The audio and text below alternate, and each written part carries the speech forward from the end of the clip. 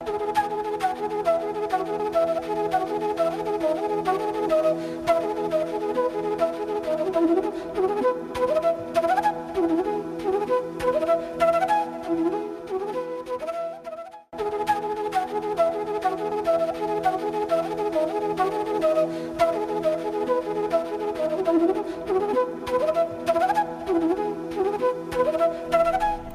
afternoon, welcome to EduSet Network.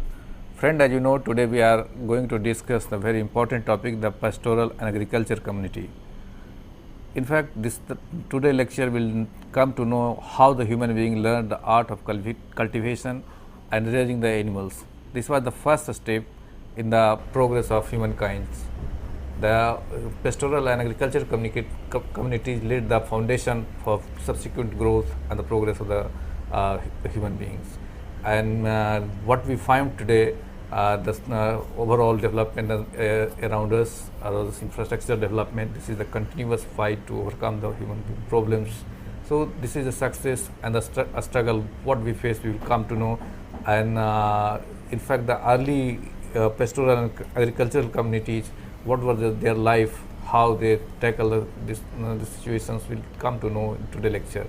And for discussion on this very topic, we have in the studio the same resource person, Dr. Shankar Kumar. He teaches history at Hindu College in Delhi University. So we welcome on your behalf Dr. Kumar for EduSet lecture. Welcome, sir. Thank you, Amrinji, and good afternoon, viewers. Yesterday's lecture, we talked about the sources and the approaches in history with reference to ancient Indian historical reconstruction. And in today's lecture, we shall be talking about the early pastoral and agricultural communities. We shall try to trace the sources, evidences of the beginning of agricultural lifestyle, pastoral way of life, and the space context would not strictly be India, the country today, but since we are talking of the ancient times, the landscape that we would be taking care of would include the entire Indian subcontinent. Now, agriculture and pastoral way of life, as we know, involves domestication of plants and animals, and the key issue in this is that this particular skill, this particular way of life, this economic pursuit allowed mankind to generate enough material surplus which became the foundation for further developments in the material life as well as the complexities of social and political life around mankind. Therefore, any insightful understanding of history should include this particular theme that we are going to discuss today. Now, generally, as any student of history would know, that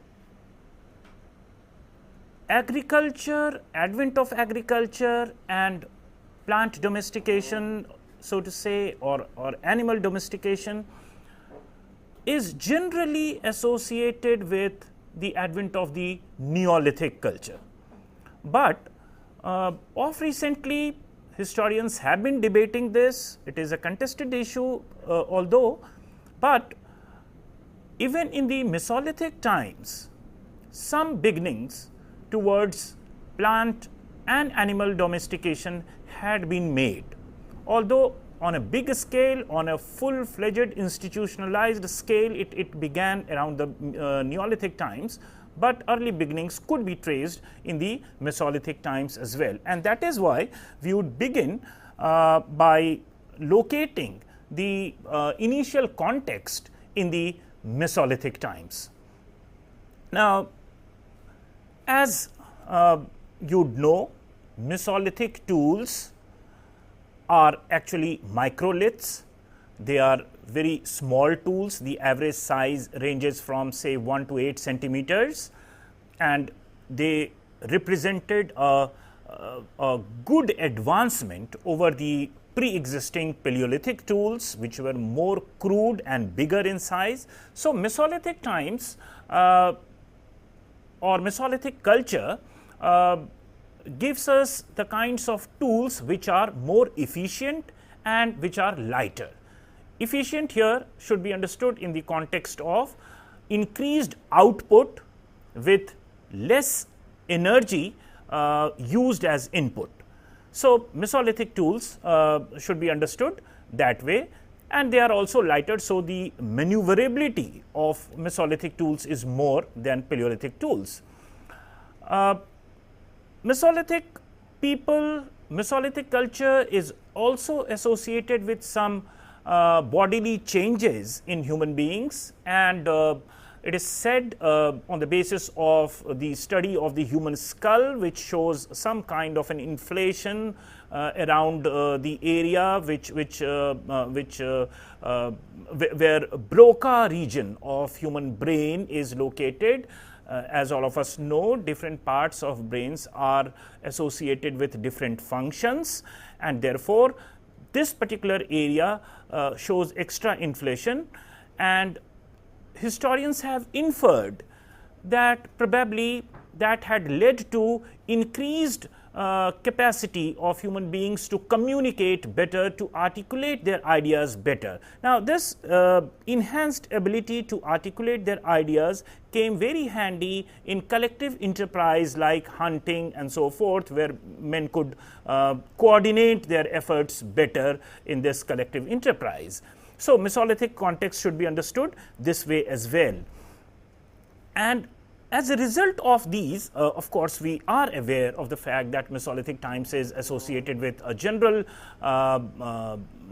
drying up condition, with a general warming up of earth conditions like that. So, as a result of that, there were several changes in the flora and faunal aspect of life as well. So, some new species of animals and plants came to inhabit earth, and it is in this changed ecological surroundings that mankind had to etch their livelihood, had to earn their livelihood by coming to terms with these ecological settings. Now, as a result of all these, what we find is that some degree of settled population had already begun by the Mesolithic times. Plant domestication, evidence related to plant domestication also start coming by around this time. So much so that even some of the cult symbols are discernible at several sites, which is again indicative of some kind of sedentarization of population, although we should be mindful of the fact that full-fledged sedentarization or settlement of population at one place for a longer duration of time is a Neolithic phenomena. But some beginnings, formative aspect of these Neolithic changes could be traced from the Mesolithic times as well. Now, since we are talking of the Indian subcontinent as such, let's have a look at some of the earliest dates which are available in the South Asian context belonging to Mesolithic age. Now, there is some kind of a distinction between Mesolithic age and Mesolithic culture. Mesolithic age is a wider category in the sense that suppose there is a late Paleolithic site and there are some microliths strewn over that area, meaning thereby that some Mesolithic tools are to be found in a Paleolithic site, then also we do include that particular site as part of Mesolithic age, although it is not Mesolithic culture proper. So, in that context, what we find is some of the sites are mentioned in your slide. Fayan Cave, Domba Lena in Sri Lanka, and Patne in Maharashtra, Beli Lena in Sri Lanka, and the dates are given on your slides. These sites give some kind of an indication. Some historians have come out with this proposition that there could be northward diffusion of the microlith tool making tradition from Sri Lanka to the bigger part of the Indian subcontinent. So, this is a proposition at best, needs to be worked out more with greater degree of evidence and sophistication in order to make it a formidable proposition, but some evidences can be said to have existed as the basis for this particular proposition. Now, coming to the Indian scenario, some of the Mesolithic sites you can see on your slide: Bagor, Tilwana, Langnaj, Sarai Naharrai, Mahadah, Adamgarh, Bhimbetka. There are several other sites in Konkan and Chota Nagpur area as well, in even in Krishna Delta. We have several sites around that in South India. Now, what is important here is that in Bagor, as you can see, we start getting some evidence of cultic symbols. Now, there are some scrolls made on stones, means some inscribed marks on stones, and some anthropologists and historians try to see the beginning of some kind of cultic practice, some kind of cultic symbol in this particular instance. Why this is significant is because such cults, such symbols or religiosity associated with the communities are indicative of some kind of a sedentarization or some kind of an organized life. And so, one can trace the beginning of these crucial social developments in the process of evolution of society and economy. Now, in Sarai Naharrai, as again you can see on your slide, querns and mullers belonging to around 8000 BC, they have been discovered. But let us be mindful of this fact that querns and mullers in this context is only like pounding of the wild seeds which were gathered by people. It has nothing to do with post-harvesting process with which we are more familiar in terms of these implements.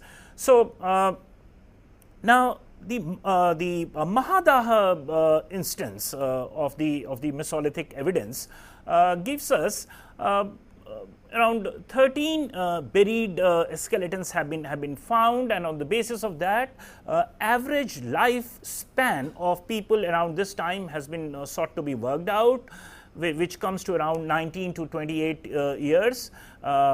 None of these skeletons which were formally buried, meaning thereby that they did not meet some kind of death resulting from war or something, or some skirmishes. So, they were formally buried, and none of the skeletons could have had a life more than 50 years. So, that gives us some kind of an indication about the average lifespan around this time.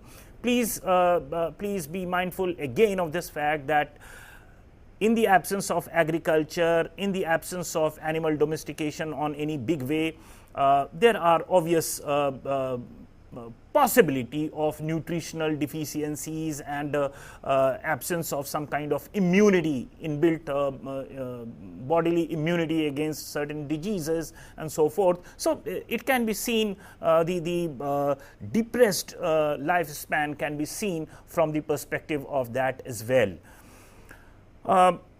Adamgarh as a Mesolithic site is important because it almost appears as an exception where domesticated variants of dogs, zebu, that is humped bull, and cattle and several other animals, pigs I think, are attested. Which is quite unlike several other Mesolithic sites where such kinds of domestication of animals is not to be seen. Bhimbetka is very famous. It's a World Heritage Site. All we as Indians very well know about it. Now, in Mesolithic context, all we can say is that it's important on account of the fact that it is located in a very favorable ecological surrounding fit for Mesolithic and Neolithic lifestyles. And this site is very rich in terms of cave paintings, and these cave paintings have come very handy in uncovering, in unraveling the social and economic aspects of Mesolithic and Neolithic lives as well. More importantly, it gives us a continuous sequence from Mesolithic to Neolithic, which again comes very handy for the historians and anthropologists to study the sequential development from the earliest times to the Neolithic times. So, this takes care of some of the Mesolithic sites that we have in India.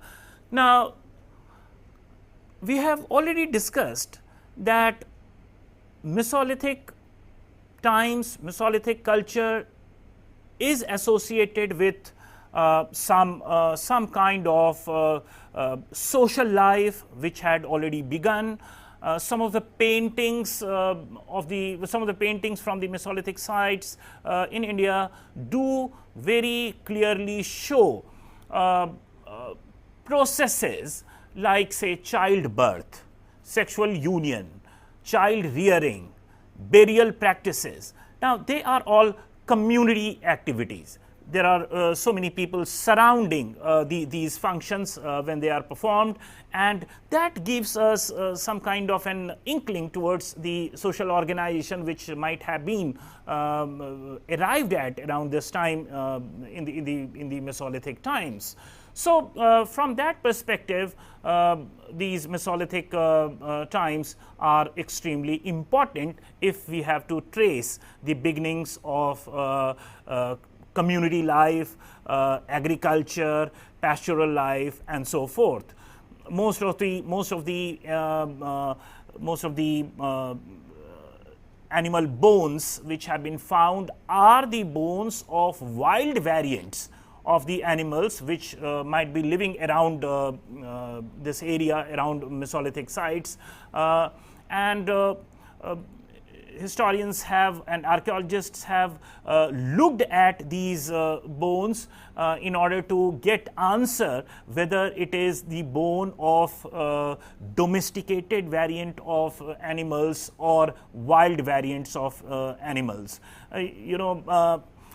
Domesticated variants of animals undergo some kind of physical change also in terms of their bone structure, in terms of their bone alignments, particularly the animals which carry huge loads, their bone or their bones at the hoof area become fused as a result of constant carrying of extra load, and archaeologists examine those parts of the bones in order to testify whether it is the domesticated variant or it is the wild variant. The same holds true for several seeds and other vegetational products, remnants of which could be found from Mesolithic sites, and most of these remnants happen to be of wild variants. Now, having surveyed the Mesolithic context, which was extremely crucial so far as the beginning of agriculture and animal domestication is concerned, let's now look at the proper Neolithic cultures in India. But before that, I would just like to add that as a result of climatic changes, some animals, like say or practices like fishing, fowling, they had also made their beginnings around the Mesolithic times. And by the time we come to Neolithic culture or Neolithic times, the food basket of mankind becomes extremely rich. Huge varieties are added, and it's a major transformation. It's a quantum leap, so to say. In one of the earlier lectures, I had already told you that if you have to scale the human development ever since the beginning of the ever since the arrival of the Homo erectus to the present times, if the entire span is understood in terms of say 24 hours, then 23 hours and 56 minutes would be part of the time till Mesolithic, and the last 4 minutes, only last 4 minutes of the 24 hours have elapsed since the beginning of the Neolithic or the agricultural way of life and so forth. That gives us an idea as to how the arrival of the Neolithic quickened the pace of development, the pace of progress so far as human history is concerned. Now, historians and some of the notable historians among this set of historians, like say Gordon Childe, even refers to these changes as revolutionary changes. He tends to use this suffix of revolution for Neolithic, and hence he claims that Neolithic or transition from Mesolithic to Neolithic is a revolutionary change. Now, the basis of this revolutionary change is sought to be understood in a rather technocentric way, and Gordon Childe argues that now during the Neolithic times, the tools are of different type as compared to the earlier times, that is of Paleolithic and Mesolithic. These tools, Neolithic tools, are polished tools. They are ground tools. Ground tools would mean that these tools are made not as a result of hitting one stone against the other and resultantly new stone implements coming into being, but they are rubbed against each other in order to arrive at a desired shape. Desired shape would again mean that some kind of visualization, some kind of pre-design is already arrived at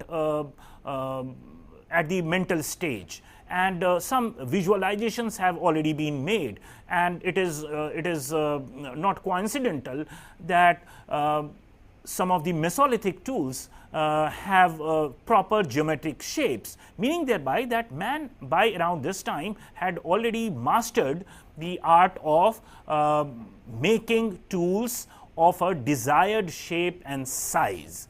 So that made these tools very effective, and since they could be ground, they could be rubbed against each other. Therefore, the edges were also sharper, and hence they were all the more effective tools as compared to earlier tools. And Gordon Childe says that as a result of this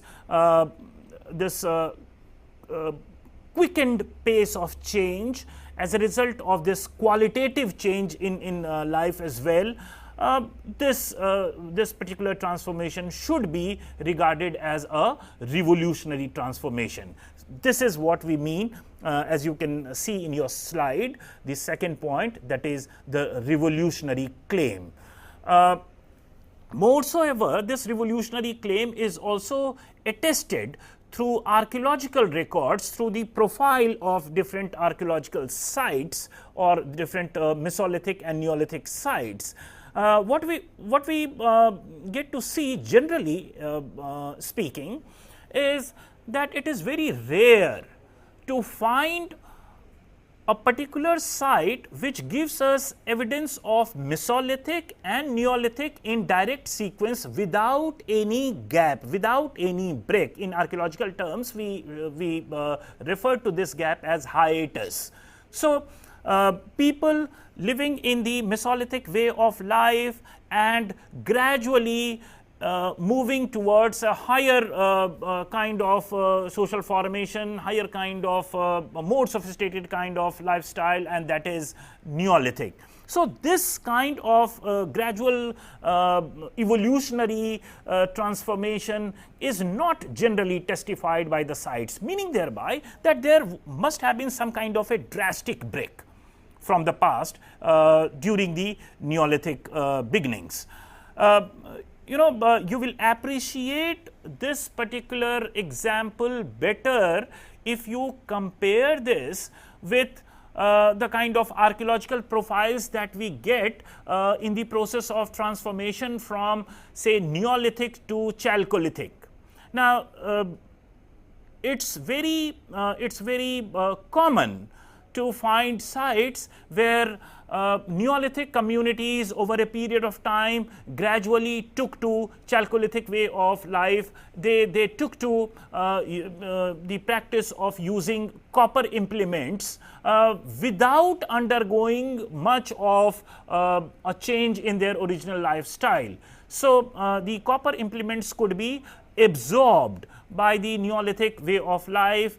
It did not require a drastic break in terms of a structure, social structure, or their economic way of life, because despite the presence of copper implements in some of the sites, essentially the lifestyle continued to be carried on along the Neolithic terms and conditions. So, compare this with the kind of profile that we get with respect to Mesolithic and Neolithic, and then you will understand as to how drastic this change could have been. Some of the historians even talk about inability of the Mesolithic community to transform themselves gradually into Neolithic way of life, and hence they also even say that it must have been a different set of people who would have inhabited a different site, and it was not direct, it was not through continuous march of history that Neolithic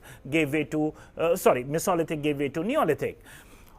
So much for the or so much in favor of the revolutionary claim of the Neolithic transformation, but there are critics to this viewpoint, and even in Indian context, these critics do say that such changes, for example, in Indian subcontinent, this is best exemplified with reference to the type site of Mehrgarh, which is in present day Pakistan, and since we are talking about the Indian subcontinent as such, therefore we have to take into account the developments at Mehrgarh. And we find that it had taken around 3,000 years for the Neolithic communities to evolve themselves into civilizational stage and so forth, and these 3,000 years which elapsed in the course of taking to agriculture and domesticated animals and so forth, pottery traditions and so forth. So some of the historians say that 3,000 years is a time big enough, is a time long enough, and if changes are happening say in the context of 3,000 years, then perhaps using the label of revolution is somewhat unnecessary. Nevertheless, we are given to understand that the quantum of change and even the quality of change in the lifestyle of mankind as a result of Neolithic, and the possibilities that Neolithic offered to mankind, and social and economic life warrants or justifies the usage of the term revolution. It was a big change, duly attested by archaeology, and duly attested by the subsequent pace of human progress as well. Now, since we are to examine the beginnings of agriculture and domesticated way of life in the Indian subcontinent, the earliest instance of this transformation comes from the type site of Mehrgarh.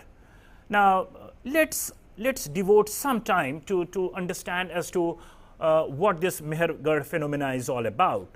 Mehrgarh is important not only because it is a type site or the earliest Neolithic site in the Indian subcontinent, but it is also important site because it is on the substratum of Mehrgarh and the adjoining areas in the northwestern part of the subcontinent that subsequently a Bronze Age social formation happened in the form of Harappan civilization.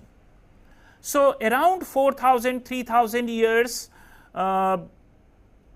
elapsed when such a big developed urban civilization like that of Harappa could start on the substratum, material and social substratum provided by the examples coming from Mehrgarh. Therefore, Mehrgarh is extremely important, and as you can see in your slide, the earliest layer, the earliest archaeological layer, in fact, there is a convention in archaeology. We should know that the earliest stratum is referred to as 1.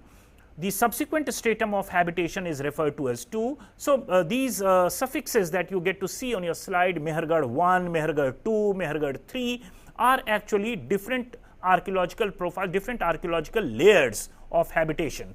So, the earliest layer that we get to see from Mehrgarh happens to be of very early times, around 7000 to 5000 BC, and Mehrgarh is also important in order to understand this transformation from pre-agriculture to agrarian way of life, pre-pastoral to pastoral way of life, and subsequent cultural and social developments because of its location. Mehrgarh is located around the Bolan Pass in present day Pakistan, the Kutchi Plains, the CB Triangle, and climatologists argue that it is also located on an ecotone. Now, ecotone is that point, that area where two diverse, or you can say two contrasting kind of climatic conditions converge. So, you can visualize, if you can visualize the world map, and if you have little bit of grounding in the climatic conditions, you will appreciate that Mediterranean type of climatic conditions start, it's the terminal point, it's the it's the eastern fringe of the Mediterranean type of climate, and it is the western fringe of the monsoon type of climate. And Mehrgarh is situated around the place where the two contrasting climatic conditions converge. Now, in terms of geography, in terms of the terrain over which man lived, here also it is located at the terminal points of two contrasting geographical conditions. For example, to the west of Mehrgarh, we have the Iranian plateau, and Iranian plateau ends here and the Indus floodplains begin here. So, even geographically it is located at a very contrasting kind of conditions, and this actually facilitated the exchange between the people who inhabited the Indo-Iranian plateau area, the pastoral people, the shepherds who came down as part of their seasonal migration during the dry seasons into the floodplain areas, and the plain area people who had taken to agriculture now could intermix and exchange their goods as a result of these contrasting geographical terrains, and this facilitated this kind of an exchange, leading to some kind of a cultural formations which took it gradually to some kind of a settled life, urban exchange, which whose pinnacle could be seen in the form of Harappan civilization. Now, Mehrgarh I is the aceramic phase of Neolithic, meaning thereby that we have quite a few evidences, quite a few artifacts which are crucial to understand the Neolithic way of life, but we do not have the presence of potteries. Now, potteries are important, and potteries are said to have come alongside agriculture in order to facilitate storage of surplus. Surplus should be understood in terms of whatever we get to have over and above our subsistence needs. So, whatever we consume on daily basis, if there is something over and above that, we regard it as surplus, and that was important in order to have developments in the area of, say, towns, statecraft and so forth, which actually is set in a non-agrarian context. So, urban dwellers are not agriculturalists. The officials, the bureaucracy required for statecraft cannot engage in agriculture, and hence they have to be supplied with their food requirements, and it is this capacity of the economy to generate that surplus which allowed these institutions to flourish, these institutions to grow. So, in that respect, this particular juncture that we are examining at Mehrgarh is extremely important. Now, Mehrgarh I already was a village site, meaning thereby that people had started settling at one place for a considerable period of time. They had houses built of sun-dried mud bricks. They are still not burnt bricks, which is quite a characteristic feature of the Harappan times in its mature phase, but sun-dried mud bricks had already started being used around the earliest phase of Mehrgarh. Similarly, some evidence of storehouses and agriculture has also been attested. Wheat and barley are grown in the first stage itself, and rice is not to be seen. All of us know that rice has some lineage from the eastern part of Indian subcontinent and so forth. So, animal domestication had started. Goats, humped ox, that is zebu, cow, sheep, etc. had been you can say started getting domesticated in the earliest phase itself. Mehrgarh II, by the time we come to 5000 to 4000 BC, we start getting the evidence of, in addition to these, we start getting the evidence of potteries as well. So, potteries do make their entry in Mehrgarh II, and the granaries, the storage facilities have become bigger, which again is pointer towards increased capacity of this area to generate more agricultural surplus. There is a sickle blade with bitumen, which has been found, which is said to be the earliest harvesting tool found in the subcontinent. So that tells us about the increased capacity of agriculture that we get to see in Mehrgarh too. Similarly, the wheat and barley varieties are growing now in number. Some of the varieties required artificial irrigation, which they must have mastered around this time. Some cotton seeds are found, which again is quite a characteristic feature of the Harappan civilization, and you can already see that the formative phase of Harappan civilization, the incipient phase of Harappan civilization, can very well be seen at Mehrgarh. This is where these things are developing.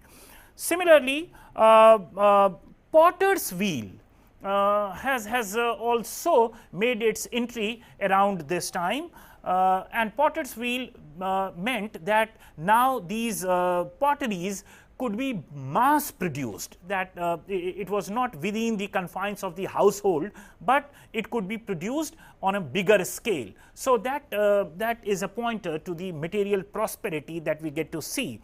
The burial goods, that is when people were buried after their death, some artifacts, some objects were kept beside these dead bodies, and that included some semi-precious stones like turquoise, lapis lazuli, and so forth. Now, lapis lazuli is important because lapis lazuli is not locally available in Mehrgarh. So the closest point from where it could have been procured could be, say, Badakhshan, around the Transoxus area. So it is not to say that regular trade had started, but some kind of luxury exchange perhaps could be testified even in the second phase of Mehrgarh, so to say. Now, subsequent to it, we have Mehrgarh III, which is in terms of time, as you can see in your slide, 4300 to 3800 BC is the timeline. Some of the copper residues can be found in this particular layer. Now, these copper findings are quite unlike the earlier copper findings that you can find even in Mehrgarh 1 and 2, which are incidental findings, but they are natural copper. But the Mehrgarh 3 gives us the example of manufactured copper, that is because these copper residues are the result of the metallurgical process of copper smelting. So man was already making copper around this time. So technically this qualifies this particular layer to be referred to as Chalcolithic site as well. And as we have already discussed, it is very common to find Neolithic site merging into Chalcolithic way of life, and this incidentally gives us one example. Now, by around 3800 BC, Mehrgarh area shows some kind of a decay, and it is the Kechi Beg, which is a site near Kili Gul Muhammad in the northwestern part of the Indian subcontinent. This particular pottery tradition, Kechi Beg pottery tradition, replaces the existing Togau pottery which in a way marked the beginning of the late Neolithic, which as a phase lasted till about 3200 BC.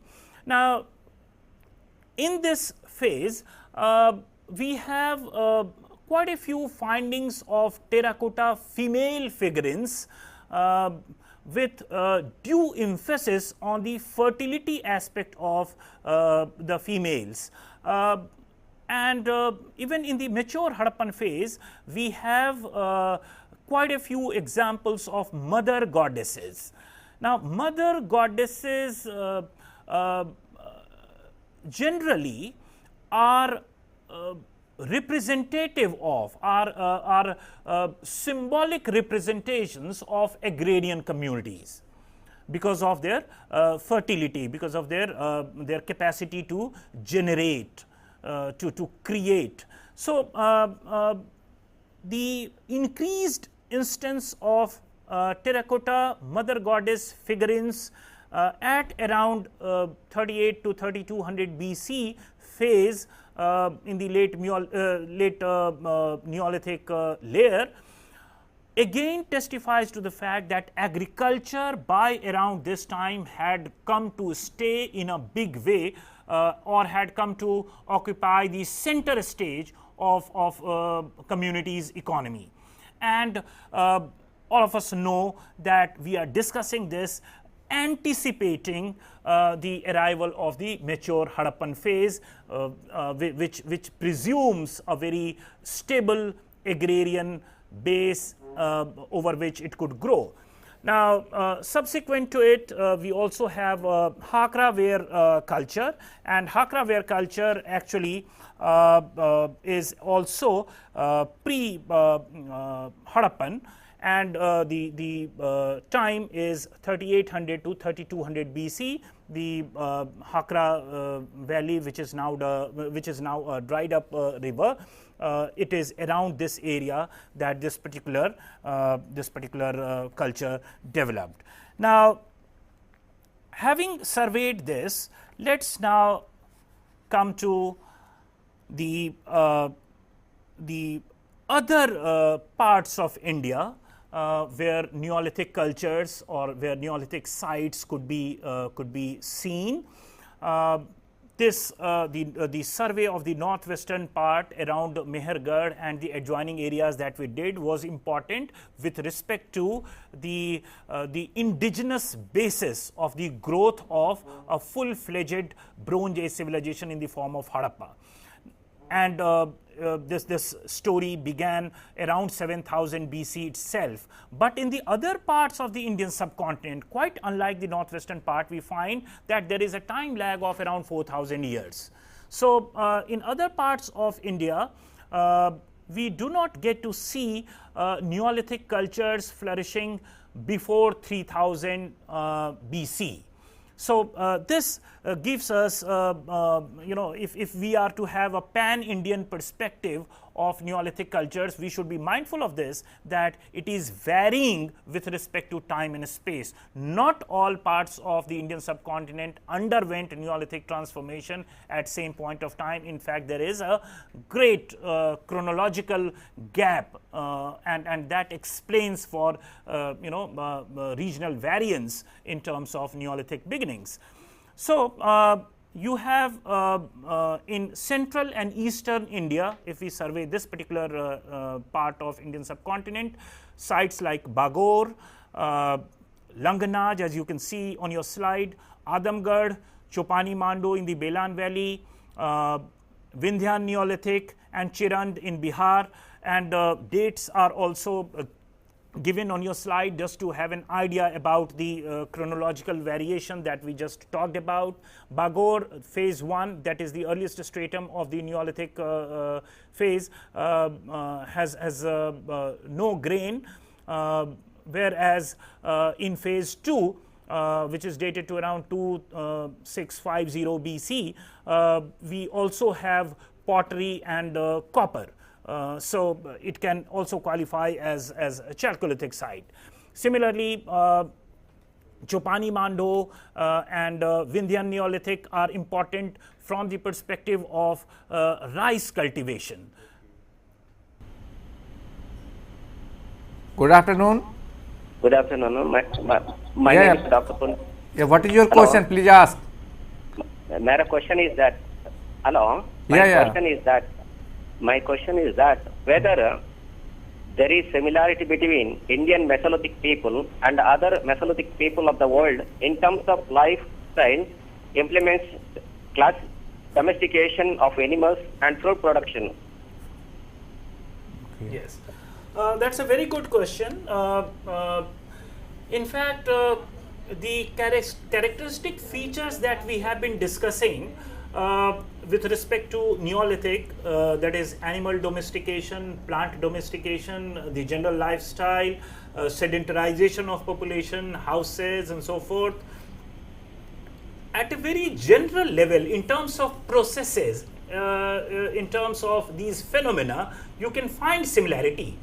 But also these similarities could be seen in terms of tool typology, ground tools, polished tools and so forth.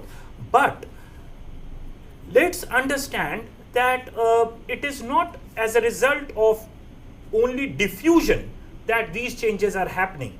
The very fact that different parts of Indian subcontinent are undergoing this Neolithic transformation at different points of time, and they are using the local resources, the stones which are locally available, the water resources which are locally available, the plant and animal resources which are locally available. And all of us know that biologically Indian subcontinent is very diverse. So these people are negotiating with the ecological surrounding around them and transforming their lifestyle in a particular way. So very broad patterns of Neolithic could be similar as I just outlined in terms of animal domestication, plant domestication, sedentary life, potteries and so forth. But if you look at if you look minutely into this, of course there is a fair degree of diversity and variation, because it is primarily the result of local conditions. So not all stones, not all soils, not all flora and faunal resources can be utilized in a similar way. So it is with reference to the break that it marked from the earlier practice that Neolithic shows a fair degree of similarity with other cultures, but the similarity ends here, and it is the local ingenuity which becomes more accentuated. I hope I have taken care of your query. Now let's move beyond this. We were talking about the Neolithic culture of Central and Eastern India, and I just was telling that in terms of rice cultivation, because rice makes its entry into the food basket of Indian subcontinent in these Neolithic cultures in Eastern and Central India. And it is ever since, particularly after the transplantation of rice as a technique could be arrived at, that it went on to become the stable diet of the people of Eastern India. So this kind of a beginning in terms of rice cultivation, some of the historians also talk about the China, Burma and India route of the beginning of rice cultivation, but these are all postulations, and fact is that if we have to trace the beginning of rice, Neolithic cultures of Eastern India do give us good evidence of the beginning of this particular practice. The Chirand site that we talked of perhaps was a very prosperous site, because the pottery types found at Chirand happens to be of very good quality, and it is also very rich site in terms of variety of bones of animals and so forth. I think we have another question from from STM College Ujre. Ask your question, please. Okay, sir. Okay, thank you. Yeah. Hello. Yeah, please ask your question. My question is that whether you could see urban center in Mesolithic period in India or other parts of the world. Oh no, not at all. I mean, please, this is very fundamental. You cannot conceive of urban centers even in Neolithic context. Urban centers structurally are dependent on continued agricultural supplies, which can happen only when the economy has enough capacity to generate that amount of surplus, and that kind of a stage had not been arrived at even during the Neolithic times. Forget Mesolithic. So urban centers, or the possibility of the emergence of urban centers, can be seen historically only subsequent to a very intensive agriculture, which of course in the Neolithic context could not have happened. So what I was trying to say through the example of Mehrgarh is that it provided the base and the lifestyle over which subsequently, as a result of several other changes, a big civilization could grow, which could sustain urban centers and trade networks as well. So it is only at the stage of the basis, the groundwork, that Neolithic has to be understood. Neolithic is still not associated with generating enough surplus, agrarian surplus, to sustain such big institutions like state, class, long distance trade, and so forth, which perhaps you are talking about. Now let's quickly try to look at the northern Neolithic, and you can see in your slide Burzahom and Gufkrul are two important sites from Jammu and Kashmir. They are important also because of some kind of a cultural distinctness that we can get to see. Burzahom, Gufkrul, they are associated with pit dwellings. People lived in pits rather than on grounds. And the flora and the floral aspect, there are some evidence of dog burial as well. Now these cultural practices bring this particular Neolithic culture quite close to the practices which were to be seen in the Swat Valley area, which is further to the northwestern part of Kashmir. And that tells us that it was perhaps part of this particular cultural complex. Coming to the southern Neolithic, that is in South India, we have very fascinating sites which are also referred to as ashmound sites. Ashmound sites are like some communities, pastoral communities probably, had some kind of a collection of say cattle dung, cow dung. They burnt it. It could be part of some kind of a ritual. We do not know, but these burnt cow dung is to be found at these sites, not in the habitation area, but little bit away from the habitation area. So it is a very good kind of example of pastoral way of life, and some ritual practices which held some kind of distinctiveness in itself. And some of these sites are Kodikal, Utnur, and they are also dated to around say 3000 BC onwards, and not before that.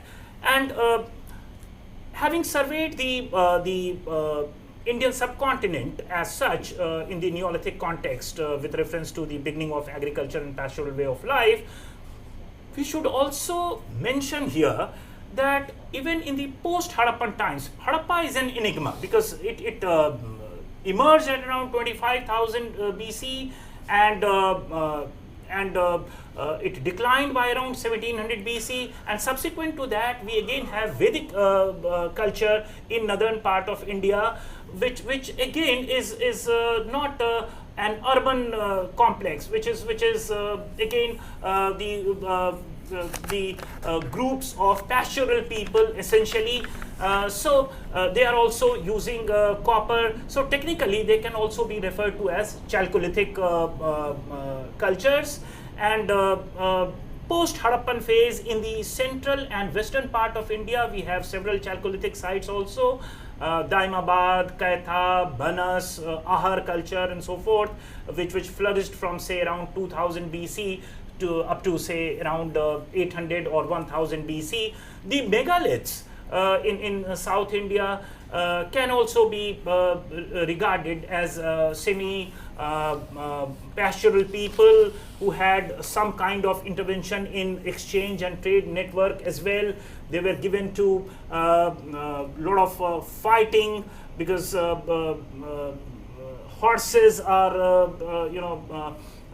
remnants of horses have been found. They even were the users of iron. So the point is that Indian subcontinent gives us an example of a rich mosaic of lifestyle, contrasting with each other at the same time in broad parameters. They do display some kind of uniformity in the sense of making transition from earlier lifestyle to a newer lifestyle in terms of taking to farming, taking to animal husbandry, and so forth. And even in the mature urban Harappan phase, generally we tend to lose sight of this, but this civilization, the uniformity, the cultural uniformity was perhaps happening with pastoral groups who are crisscrossing this particular huge area, and they are the they are the carriers of the culture of one area to another, and hence it is on the shoulders of these that this kind of cultural uniformity perhaps could have been achieved. So to sum it up, this is how perhaps Indian subcontinent experienced the transformation from the earlier times to the agrarian times to the pastoral way of life, and maybe in the next lectures we shall take it on from here when we talk about the Vedic culture and the growth of metallic age and so forth. Okay, well, but one thing while listening the lecture, I find it difficult from the student point of view, remembering all these sites. So what is your suggestion? How the students can remember these sites? Well, as a student myself, I had this kind of a question in my mind. I would advise the students to prepare a map of Indian subcontinent, or get a map of Indian subcontinent and try to plot these sites. First, you plot Mesolithic sites wherever they have been found. You can use many number of textbooks which are available on this, and subsequently you prepare another map with the plottings of Neolithic sites, right? Similarly, you do this exercise for Chalcolithic sites, and then you keep it beside each other, juxtapose it, look at it side by side, and that will give you a broad perspective and will also perhaps generate interest in terms of the chronology, in terms of the geographical spread of these particular sites. And that's perhaps, I think, is one of the ways in which you can look at this process in a very interesting way. Okay, so I hope this method will help a student to learn the different sites, and it will also help to understand the extent to which these were already expanded and have expansion of this. So good, I hope students will certainly have got benefited out of this. But as you told that we'll take up the from here the Vedic culture and others lectures, but for those who are who thinking that we listen tomorrow, I am sorry to say that we have tomorrow medieval medieval history, so we will not have this lecture tomorrow, but we'll schedule this lecture certain time, so I will inform you. So friends, tomorrow we are going to discuss Delhi Sultanate, so you listen this and you will get benefit of this Delhi Sultanate history. So with this we conclude the today lecture. I thank all of you for watching the lecture, and on your behalf I thank Dr. Shankar Kumar for giving such an insightful lecture on early pastoral agricultural community. Thank you very much. Thank you.